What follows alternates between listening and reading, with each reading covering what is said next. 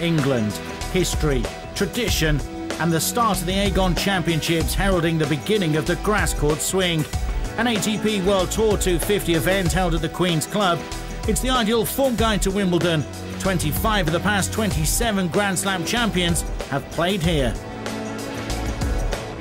Clay to grass. It's not an easy transition, but they make it here.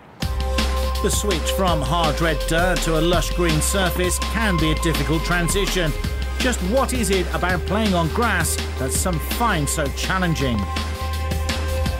Well, it's just a completely different feeling. I mean, you know, you go from hitting quite a light ball, maybe quite warm in Paris the last few days anyway, and it's lively. There are 20, 30-shot rallies.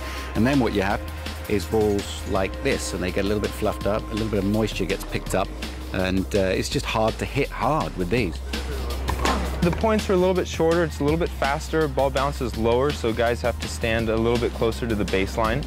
And that makes guys who hit the ball a little bit harder and come to the net, gives them a little bit more of an advantage. When you start talking about the clay courts, the ball bounces so high that if you try and come to the net, just guys are standing so far back, they have so much time to hit passing shots and react to the ball. So points tend to be a little bit faster out here. Today we're at Queen's Club in West London, the host of one of our premier grass court events on the ATP World Tour. And we're going to talk about this stuff, grass, and why it's so unique.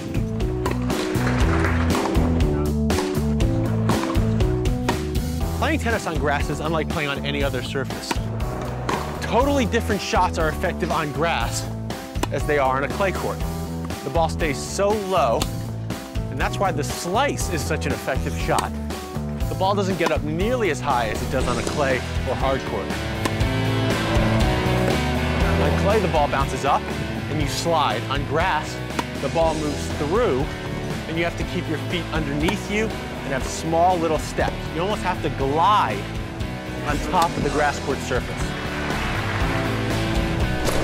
Grass court tennis is all about being aggressive and offensive.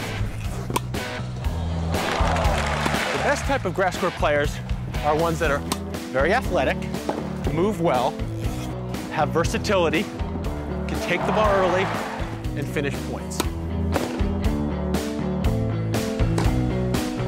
Players that serve and return well have a big advantage on grass. Those are the two most important shots in grass court tennis.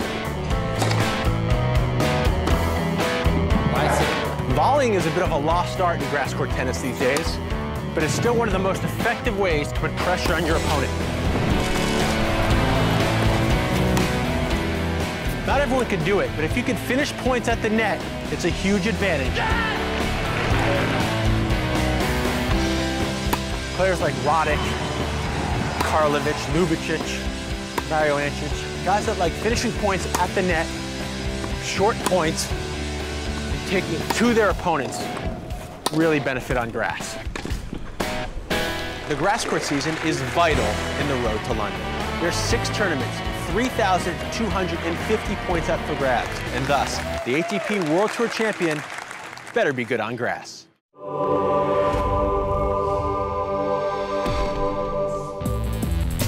Next week on ATP World Tour Uncovered, oh, we do like to be beside the seaside.